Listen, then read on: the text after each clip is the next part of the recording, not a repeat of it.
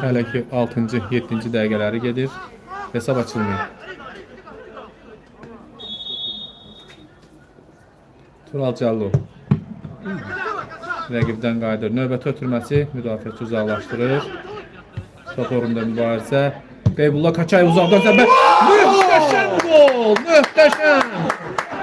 Bəlkə də Şimal Futbol komandasının turnir ərzində vurduğu ən gözəl qollarından biri. Qəşəng idi. Möhtəşəm qol idi. 1-0 Şimal Futbol komandası irəlidədir. Qeybulla Kaçayev hesabı açır. Az sayılı azarkeşlər Qeybullanı alqışlayırlar.